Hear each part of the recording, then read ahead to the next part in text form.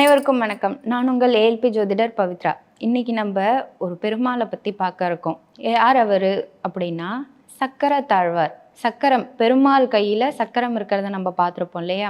அந்த சக்கரத்துக்கு ஸ்ரீ சக்கரம், ஸ்ரீ சுதர்சன சக்கரம், திருவாழியான் அப்படின்னு பல பேர்கள்லாம் இருக்குது.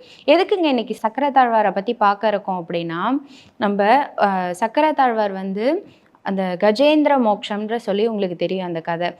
முதலையோட வாயில் யானையோட கால் பிடிபட்டு கஜேந்திர யானை வந்து எவ்வளோ துன்பப்பட்டு ராமா பெருமாளே அப்படின்னு சொல்லி ஒரு நிமிஷம் நினைக்கிறப்போ பெருமாளோட கையில் இருக்கக்கூடிய அந்த சக்கரம் தான் வந்து முதலையோட இதுலேருந்து கஜேந்திரரை காப்பாற்றினதா சொல்லி கேள்விப்பட்டிருப்பீங்க.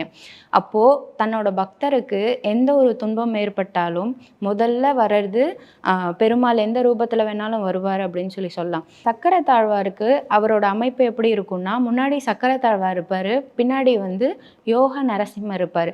நரசிம்மரை பற்றியும் உங்களுக்கு தெரியும். நரசிம்மர் எதுக்கு அவதாரம் எடுத்தார்? பக்த பிரகலாதனுக்காக அவதாரம் எடுத்தார். தாயோடைய கர்ப்பத்தில் அவதரிச்சா என்னோட பக்தன் வந்து இன்னும் நீண்ட காலம் அந்த துன்பத்தை அனுபவிப்பான், வேண்டாம் நம்ம உடனே அவதரித்து அவனுக்கு அந்த துன்பம் இல்லாமல் சந்தோஷமாக வச்சுக்கணும் அப்படின்றதுக்காக தான் அந்த தூண்லேருந்து பக்த பிரகலாதனை காப்பாற்றுறதுக்காக அவதாரம் எடுத்திருப்பாரு. அப்போனா சக்கரத்தாழ்வாரும் அந்த கஜேந்திர யானையை காப்பாற்றுறதுக்காக தான் அந்த அவதாரம் எடுத்தார். தன்னோட பக்தன் வந்து துன்பத்தில் இருக்கும்போது உடனே நம்ம ராமா பெருமாளே அப்படின்னு நினைக்கும்போது அந்த பெருமாள் வந்து எந்த அவதாரத்தில் வேணாலும் நம்மளை வந்து காப்பாற்றுறதுக்கு இருக்காங்க. ஓகேங்க, இப்போது சக்கரத்தாழ்வாரை பற்றி சொல்லியாச்சு, அவர் அமைப்பு எப்படி இருக்கும் அப்படின்னு. சக்கரத்தாழ்வாருக்கு எந்த கிழமைகள்லாம் வழிபடலாம் அப்படின்னா, புதன்கிழமை, வியாழக்கிழமை, சனிக்கிழமை, இந்த 3 கிழமையும் சக்கரத்தாழ்வாரை வழிபடலாம். சரி, இவரை வழிபட்டா என்னென்ன பலன்கள் இருக்குன்னு நம்ம தெரிஞ்சுக்கணும் இல்லையா?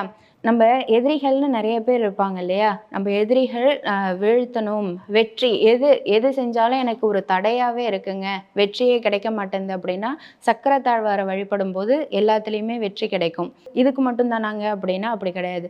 ரொம்ப நாளாக கோர்ட்டு கேஸு, ரொம்ப பிரச்சனைகள்லாம் இருக்குது, தீராத கடன் இருக்குது அப்படின்னாலும் இந்த சக்கரத்தாழ்வாரை போய் வழிபடும் போது அந்த எல்லாமே நிவர்த்தி ஆகும்னு சொல்லலாம். சரிங்க, இவரை கோவிலில் தான் போய் வழிபடணுமா இல்லை வீட்டில் வச்சு வழிபடலாமா? ஏன்னா சக்கரத்தாழ்வாரை வந்து யாருமே வீட்டில் வச்சுக்கணும் அப்படின்னு சொல்லி நினைக்க மாட்டாங்க. ஏன்னா வச்சா ரொம்ப கரெக்டாக எல்லா விஷயமுமே கரெக்டாக பண்ணணும்.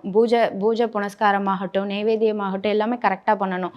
ஸோ அதுக்கு பயந்துட்டே சக்கரத்தாழ்வாரோட ஃபோட்டோ கூட வீட்டில் வச்சுருக்க மாட்டாங்க. கோவிலில் போய் வழிபடுவாங்க. இல்லைங்க, இப்போ எனக்கு கோவிலுக்கு போகலாம் டைம் இல்லை, வீட்லேயும் வைக்கக்கூடாது, அப்போ நான் எப்படிங்க வழிபடணும் அப்படின்னா, இப்போ நம்ம எல்லாரோட கையிலையுமே மொபைல் இருக்குது. சக்கரத்தாழ்வார் அப்படின்னு போட்டு அந்த இமேஜ் எடுத்து பார்த்தோம் அப்படின்னா சக்கரத்தாழ்வார் இருப்பார். சக்கரத்தாழ்வாரை மனதார ஒரு நிமிஷம் நினச்சி ஒரே ஒரு காயத்ரி ஸ்லோகம் சொல்கிறேன், அந்த ஸ்லோகத்தை சொல்லி நம்ம வழிபட்டோம் அப்படின்னா கண்டிப்பாக நான் சொன்ன இந்த பிரச்சனைகள் எல்லாமே நிவர்த்தி ஆகும்னு சொல்லலாம். ஓம் சுதர்சனாய வித்மஹே ஜுவாலா சக்கராய தீமஹி தன்னோ சக்கர பிரச்சோதயாத் அப்படின்ற அந்த ஸ்லோகத்தை நம்ம சொல்லும்போது அவரோட முழுமையான அருளும் நம்ம மேலே விழும் அப்படின்னு சொல்லலாம். சக்கரத்தாழ்வார் ஏன் கையில் ஆயுதங்களை வச்சுருக்காரு அப்படின்ற அந்த கேள்வி இருக்கும். ஏன்னா சக்கரத்தாழ்வார் வந்து ஒரு சில கோவில்களில் 16 கைகள் கொண்டு இருப்பார், ஒரு சில கோவிலில் 32 கைகள் கொண்டு இருப்பார். அந்த 32 கையிலையுமே சரி, இல்லை 16 கை இருந்தால் 16 கையிலையுமே ஆயுதங்கள் இருக்கும். எதுக்கு அப்படின்னா, எதிரின்னு சொல்லக்கூடியது வெளியில் இருக்கக்கூடிய எதிரிகள் மட்டும் இல்லை, நம்ம மனசுக்குள்ளேயும் கோபம், பொறாமை, அகங்காரம் அப்படிங்கிற எதிரிகள்லாம் இருக்கு இல்லையா? அந்த எதிரிகளெல்லாம் வீழ்த்தி துன்பத்தை தராமல் நமக்கு இன்பத்தை மட்டுமே கொடுக்கக்கூடிய சக்கரத்தாழ்வாரை சேவிக்கும் போது நமக்கு கிடைக்கும். இவருக்குன்னு உரிய மலர்கள் இருக்குது. என்ன மலர்கள் அப்படின்னா, என்ன கலர் பூ இவருக்கு யூஸ் பண்ணலாம் அப்படின்னா, ரெட் கலர் சிகப்பு நிற மலர்கள் யூஸ் பண்ணலாம். ரோஜா, வெக்ஷி பூ.